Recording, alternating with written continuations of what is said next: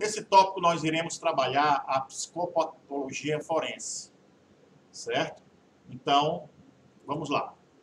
O que é a psicopatologia forense? Ela é um ramo da medicina legal que tem por objeto, por escopo, estudar as doenças, né, as deficiências e os distúrbios de natureza mental, tendo interesse especial na análise da imputabilidade penal. Muito bem. A sociedade, né, ela tem a tendência a determinar a orientação do indivíduo nos interesses coletivos e organizar a vida em termos que objetivem a paz social, um ambiente de civilidade. O crime, evidentemente, como conduta antijurídica e culpável, é um evento social eminentemente humano, né? Não esqueça que o ser humano ele é dotado de arbítrio, né? Então, a ação antissocial, anti no sentido de contrária, né, seria aquela ação contrária aos ditames aceitos pela sociedade. Muito bem. A ação delituosa, portanto, ela causaria um distúrbio nessa paz social, nesse ambiente de civilidade. Tá? E aí, o julgador, que vai ser, evidentemente, o juiz, nos termos do inciso 35 do artigo 5º da Constituição Federal, diz que a lei não excluirá da apreciação do judiciário lesão ou ameaça a direito, portanto, inaugura o princípio da inafastabilidade da jurisdição ou princípio da ubiquidade processual, que a ubiquidade está em toda parte, né? O processo, a justiça tem que estar em toda parte, procurando fazer o bem, o bom e o justo, certo? Então, obviamente que o julgador ele tem que ter conhecimento, né, do comportamento humano. E aí a gente precisa lembrar a vocês alguns conceitos breves, apenas como forma de elucidar melhor o que nós pretendemos discorrer a seguir.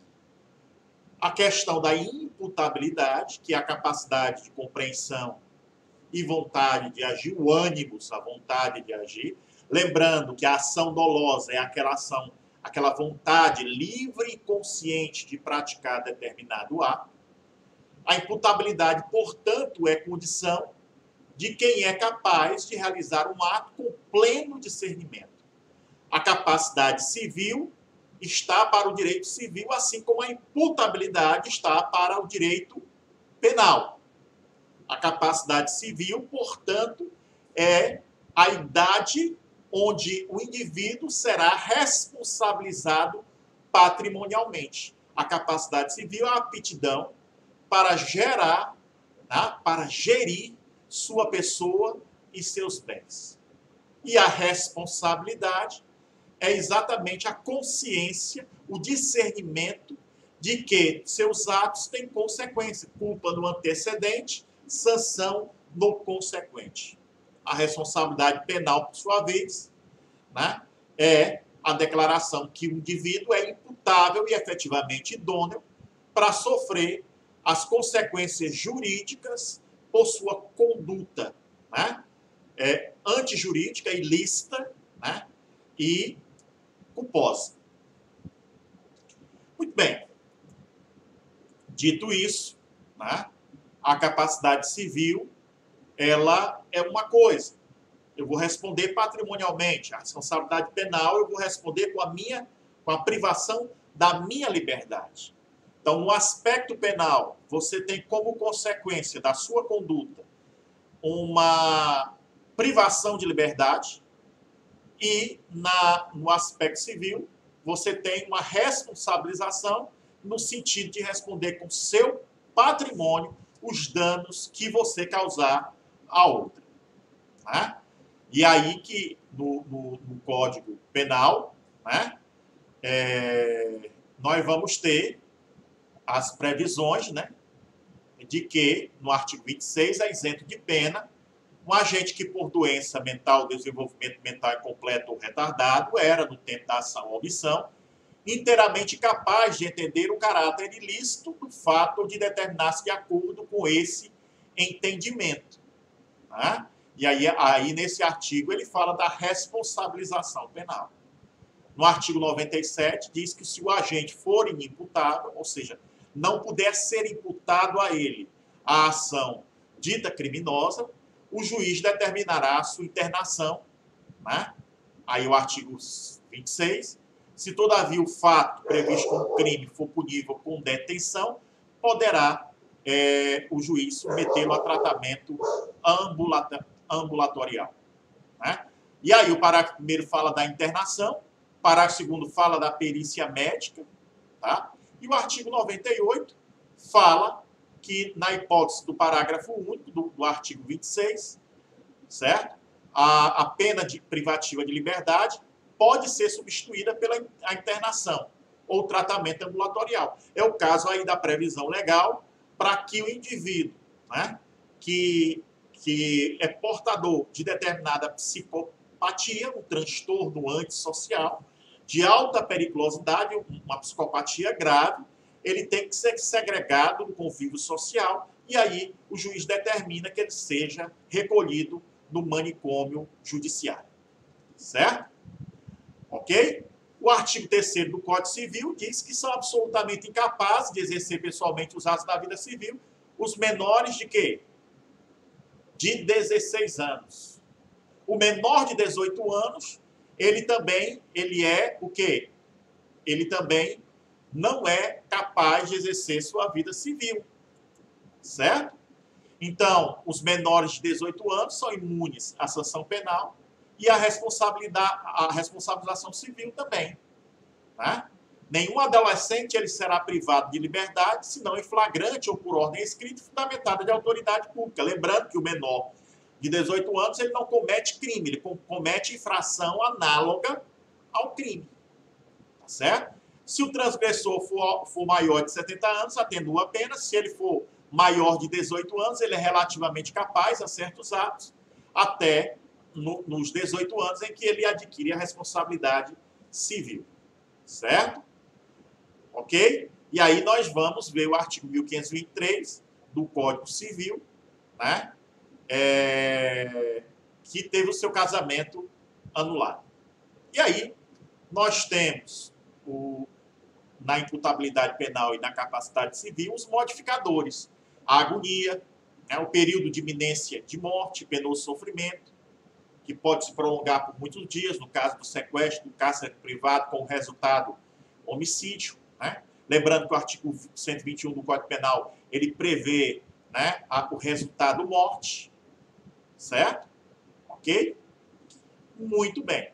E aí, nesse sentido, nós vamos ter os modificadores também, como é o caso do surdimutismo, né, que não podem ser considerados penalmente irresponsáveis, a não ser que exista grave perturbação de entendimento, é o surdo-mudo, né, que na maioria das vezes ele não fala porque não ouve, tá? Mas se ele conseguir discernir sobre o ilícito, sobre o seu comportamento ilícito, ele será responsabilizado penalmente.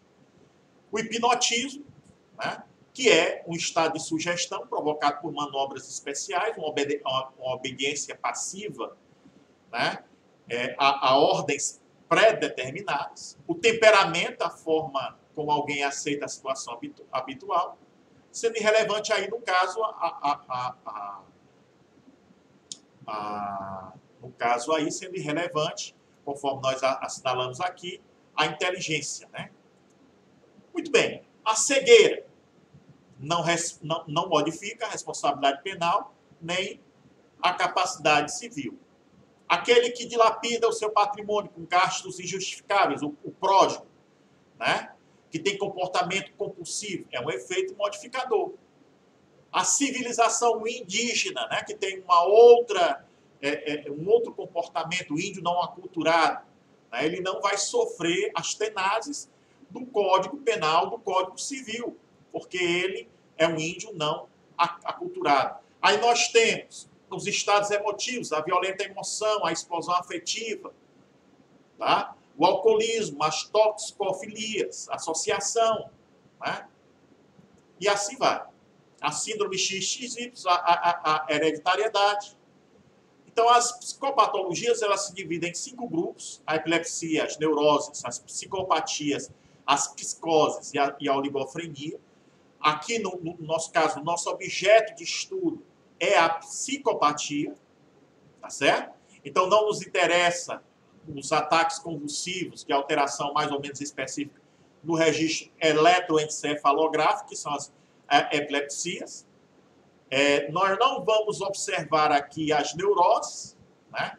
Uma condição doente ou anormal, uma desordem mental, que, embora cause tensão, não interfere com o pensamento racional, certo? Os distúrbios psicossomáticos, anteriormente o distúrbio de ansiedade, não é nosso objeto de estudo. Os distúrbios dissociativos, né? Situações traumáticas ou dolorosas, a desintegração do ego também não é o nosso objetivo. A depressão, o distúrbio bipolar, o transtorno afetivo emocional, tá? Embora tenham aplicações forenses, não vai ser o nosso objetivo. A psicose, né? Como estado mental no qual se perde o contato com a realidade, onde se delira, onde se tem alucinações, mudanças de personalidade, também não é o nosso objeto de estudo. As psicoses como esquizofrenia, estado puerperal, que é o da mulher, né?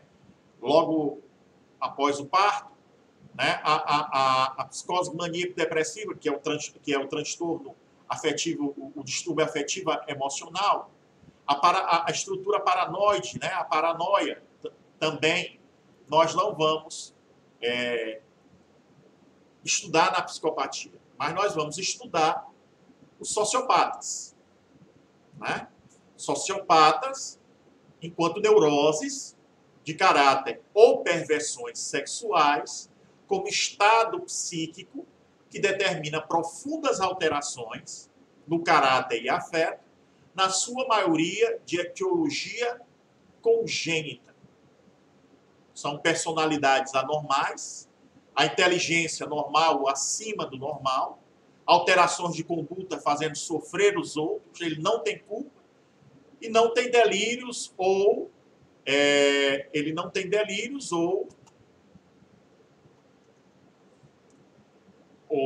ele não vai ter delírios ou alucinações, tá certo? Ok?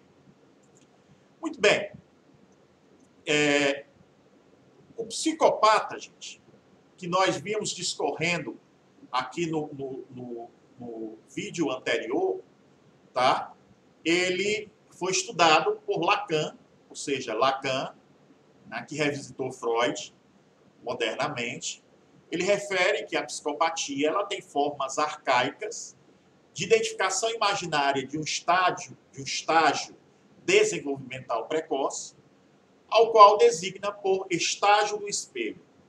Aqui, a criança ela deveria assumir uma imagem sua, e quando tal não ocorre, a agressividade ela retorna à identificação primária, e aí, nesse sentido, a organização de personalidade psicopática é compreendida com base no complexo de Édipo.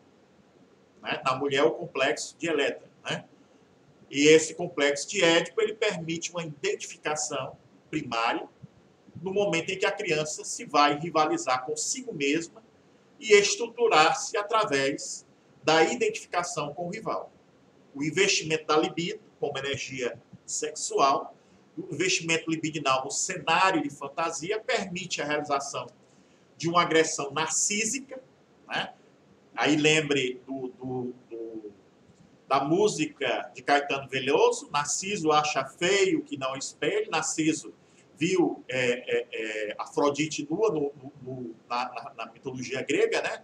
Tomando banho no rio, e ela lançou uma maldição de que quando ele novamente visse a sua imagem, ele se apaixonaria por ela, e aí Narciso vai beber água na beira do lago, e aí apaixona-se pela imagem, se atira no lago e acaba por vir ao óbito, a morrer, e com isso nasce naquele local uma flor chamada narciso. Né?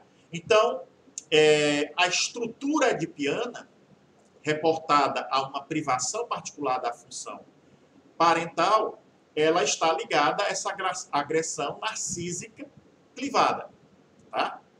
Então, o psicopata, gente, ele carece da falta de entendimento e domínio do ciúme que sustenta essas relações primárias estabelecidas de forma ineficaz.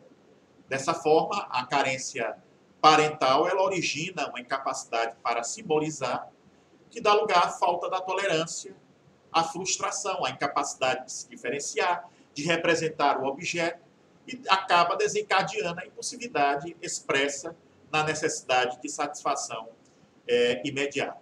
Melanie Klein, por sua vez, ela estuda os processos de desenvolvimento da personalidade, exatamente se baseando nessas fases arcaicas do complexo de Édipo precoce, e aí sendo que o sujeito, através do mecanismo de clivagem, ele percepciona o objeto armado como bom e mau objeto. Entenderam?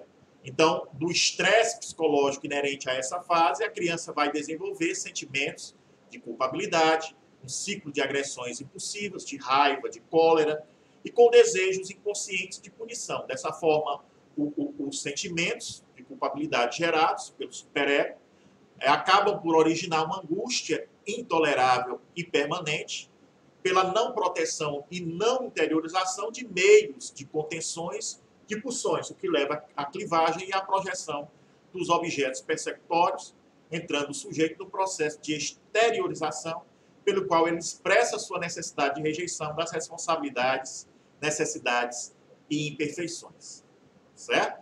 E aí, para Klein, a passagem da posição esquizoparanoide à posição depressiva, ela torna-se essencial na compreensão da personalidade. Isso porque, gente, o sujeito com organização psicopática, ele não consegue fazer esta passagem e, como tal, mantém os mecanismos de clivagem e negação, levando a um aprisionamento do seu egocentrismo. Tá? Ok? E aí, os mecanismos de defesa. Os indivíduos, os sujeitos com organização de personalidade psicopática, mecanismo de defesa que nós já citamos no outro vídeo, né? A sublimação, a negação, a racionalização, né? São mecanismos de defesa. E o indivíduo, o sujeito com organização de personalidade psicopática, ele funciona sob a forma de economia psíquica, o que lhes permite agir sem sentimento de culpa, sem culpabilidade, porque a sua percepção é de que são vítimas da sociedade. Eles são invadidos por angústias arcaicas da perda do objeto, né, decorrentes da interiorização, né, e dessa forma eles utilizam a projeção, a identificação projetiva, a negação de uma parte da realidade e a clivagem do objeto, a onipotência e idealização primitiva. Certo? Apesar de conhecer a existência de regras, ele se orienta em função dos seus desejos para manter o seu sentimento de identidade, que leva a um confronto constante entre a realidade e a sua necessidade de satisfação. Tá? Então, as psicopatias, portanto, elas têm aplicações forenses, alguns, né, os consideram plenamente capazes, a maioria considera semi-inimputável, é uma convivência periculosa, maléfica, para a ressocialização dos não portadores.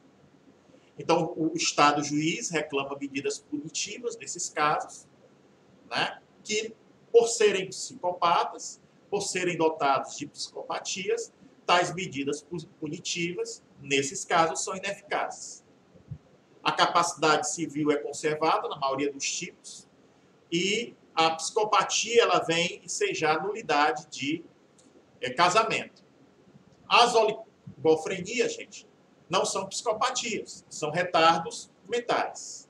tá certo? Que vai desde o leve ao moderado ao grave, né? Quando a pessoa tem uma idade mental de até 3 anos e o QI no máximo 25, não consegue se expressar, a personalidade é nula, são presas fáceis da criminalidade, certo? Então, são civilmente incapazes e também semi-inimputáveis, tá? Os transtornos de sexualidade, eles podem vir a ter um interesse forense, dependendo do caso, porque eles podem causar problemas, né, que levem ao cometimento de crimes, tais quais o crime de estupro, certo?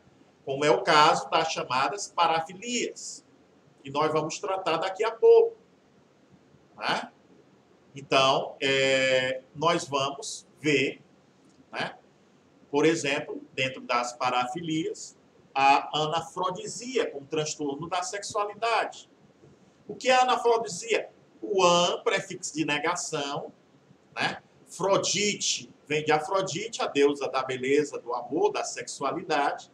Então, a anafrodisia seria a diminuição ou deterioração do instinto sexual no homem devido a uma doença nervosa ou glandular. Ou seja, ele é praticamente ponto zero, ele não tem aquele instinto sexual, né? A anafrodisia, por isso, ela enseja anulação do casamento, porque o indivíduo sendo ponto zero, sendo deteriorado em seu instinto sexual, acaba por não convolar as núpcias e afeta, inclusive, o sentimento da mulher de vir a ter filhos no futuro. A anafrodisia é diferente de frigidez, né? A frigidez é a diminuição do apetite sexual na mulher, certo? Devido ao vaginismo ou doenças psíquicas ou glandulares, que inclusive provocam a falta de lubrificação do canal vaginal, causando dores durante a cópula, e a mulher, com isso, acaba por afastar-se das relações sexuais. Nós temos a anorgasmia, que é uma condição do homem não alcançar o orgasmo. Não falta desejo sexual, mas ele não consegue atingir o orgasmo. Tá? O erotismo, tendência abusiva de hábitos sexuais, né? O satirismo, a ninfomania, né? Causa mais comum de histeria. O autoerotismo, que é o coito sem parceiro, né? Que, independente aí de manobra, de uma masturbação, por exemplo, certo? Ele pode ter simplesmente na mente. A erotomania, que é a loucura por alguém, o amor platônico. Por que platônico? Porque vem de Platão, o inatismo das ideias, o mundo das ideias. Porque essa erotomania, ela está no mundo das ideias, numa concepção idealizada daquela relação afetiva emocional. A erotomania é exacerbada, né? A pessoa tem loucura por alguém. Isso é muito comum nas famosas groups, né? Que são aquelas meninas que acompanham as bandas. Muitas dessas pessoas têm transtorno de sexualidade, né? Erotomana, né? O froteurismo vocês vão encontrar muito dentro dos transportes coletivos.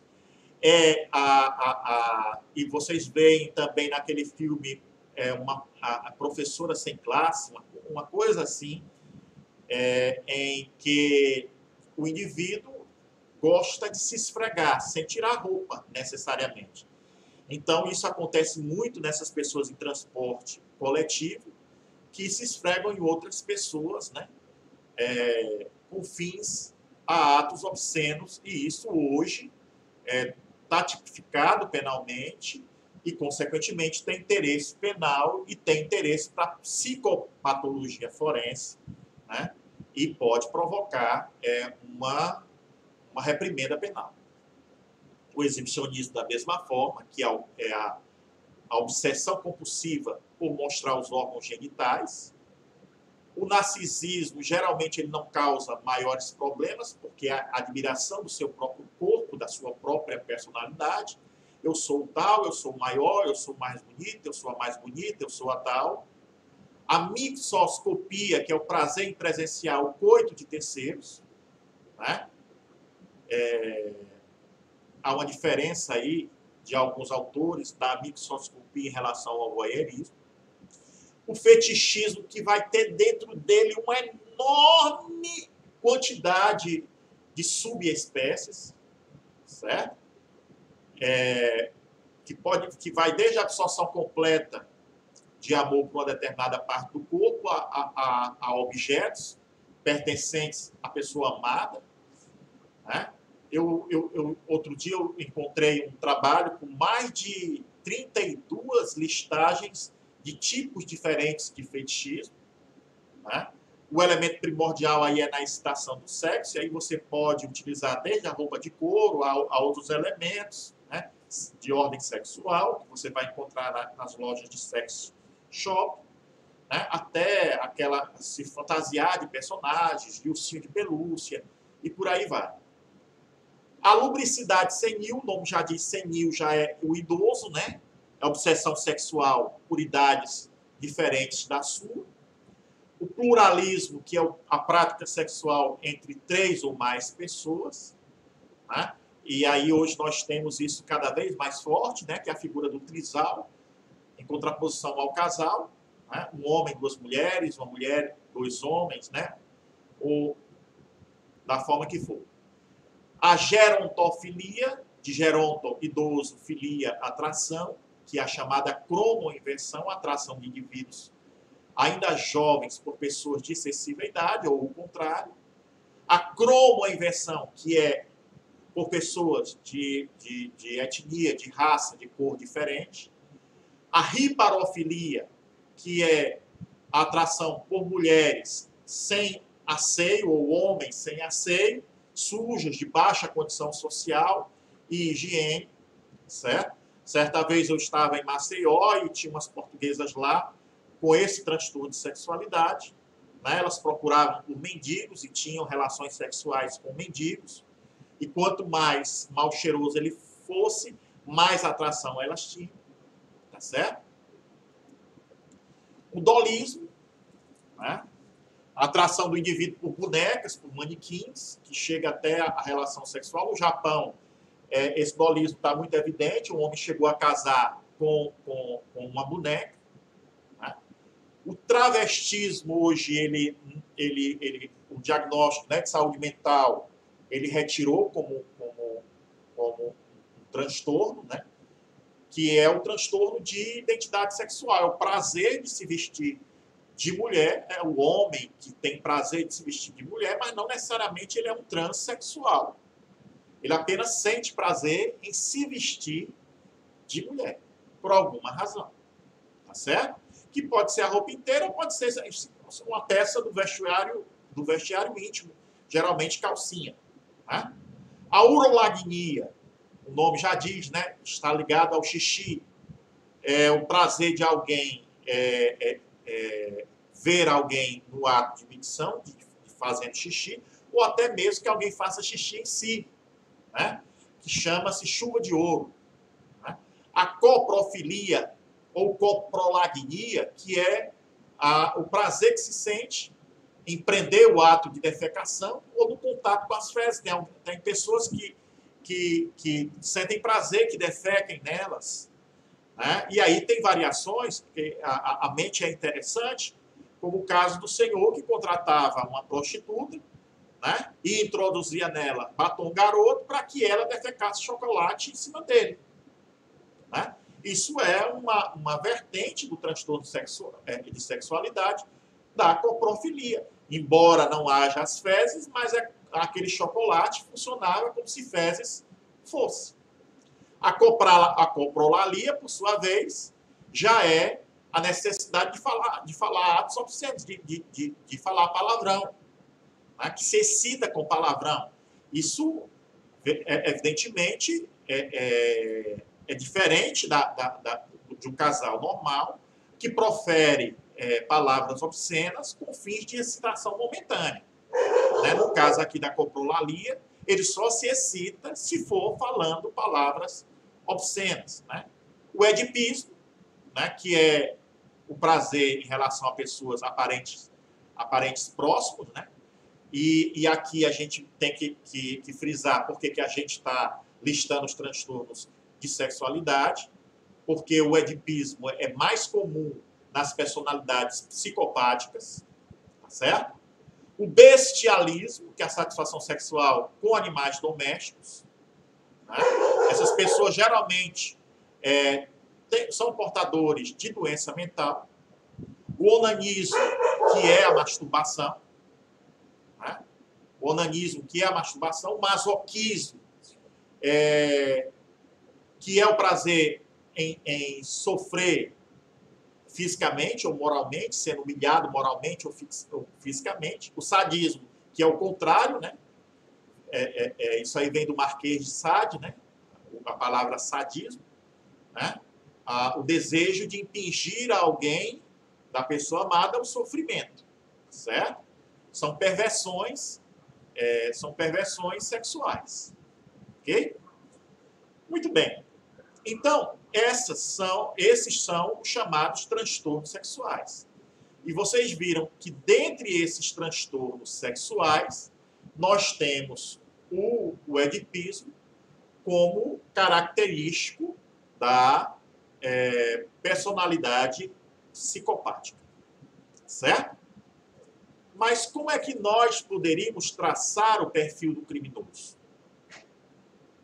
Segundo Mirai Lopes, do ponto de vista psicológico, o delito é a consequência do conflito entre forças e fatores que determinam o sujeito e os mecanismos psicológicos que atuam na execução dos atos socialmente aceitos e dos atos delituosos, né?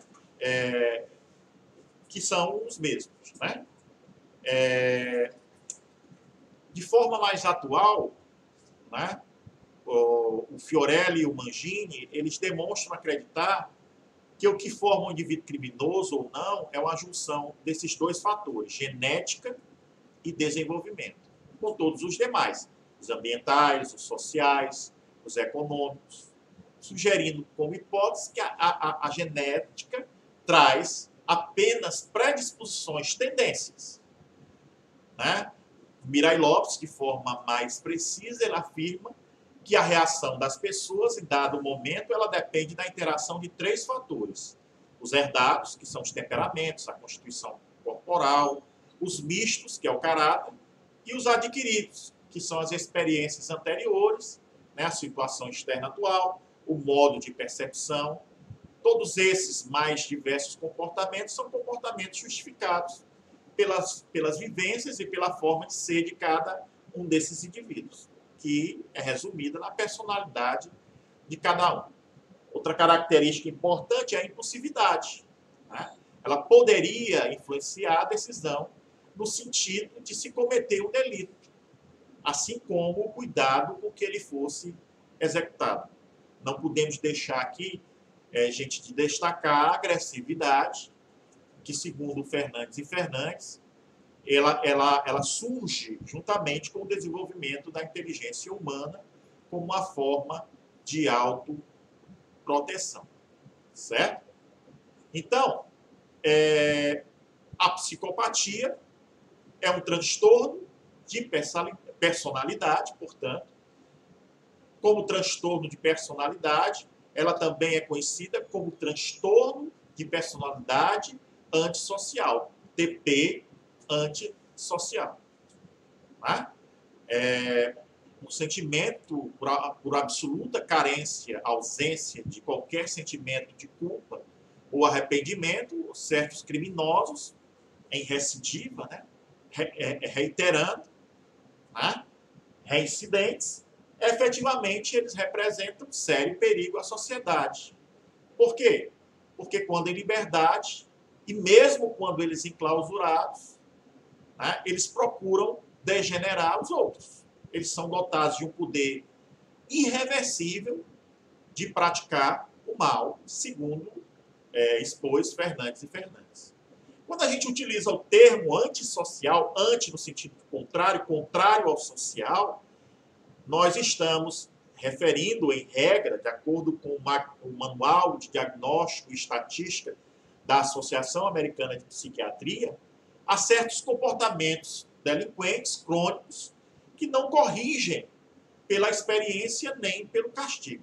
Nós estamos diante do transtorno de personalidade antissocial, como incapacidade de se adaptar às normas sociais que, no ordenamento jurídico, governam vários aspectos do comportamento do indivíduo, do adolescente, do adulto.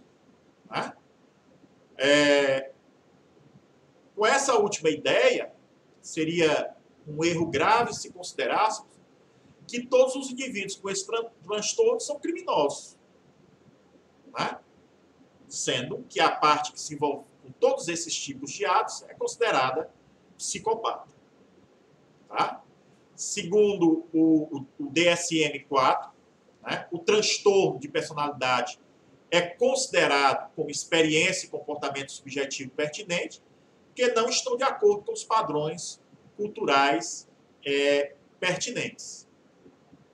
Embora essa terminologia psicopatia ela esteja relacionada com doenças mentais, os atos criminosos não são decorrentes de mentes adoecidas, mas sim de um raciocínio frio, calculista, combinado com uma total incapacidade de tratar as pessoas como seres humanos pensantes e com sentimentos. Os psicopatas, eles têm plena consciência dos seus atos. Engana-se quem acha que não. Sendo que sabem quando estão infringindo leis, ou regras sociais, ou regras morais, e o porquê disso. Porque sua deficiência ela se encontra no campo das emoções e dos afetos, e não da racionalidade, não da cognição, e não do discernimento, e não do entendimento.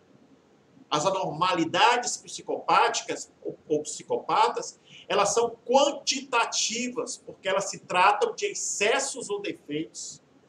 Por isso, elas não se incluem no domínio das doenças mentais.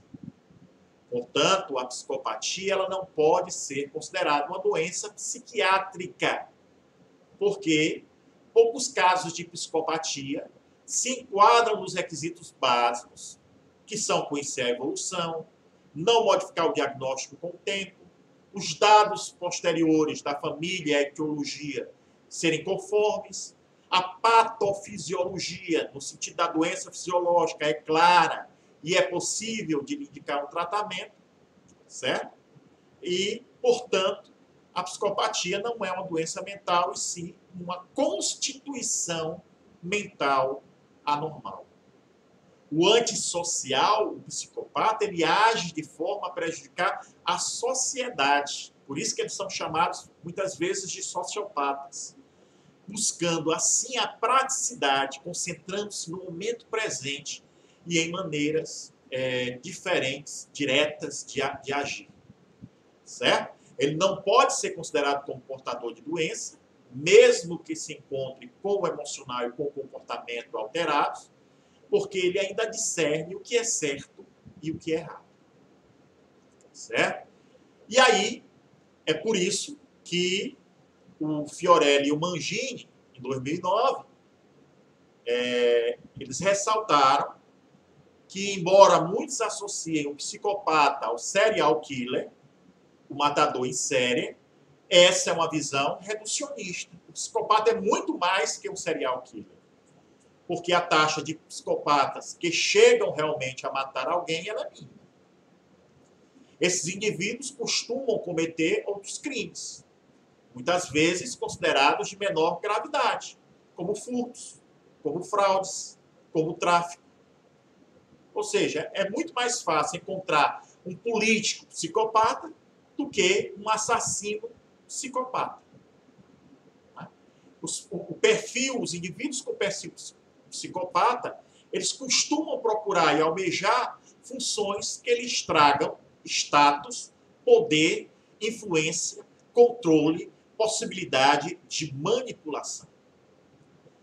eles apresentam a tríade de anormalidade. Eles possuem sintomas de humor, ausência de culpa e ansiedade, hedonismo, superficialidade de sentimentos e a ausência total de apego emocional.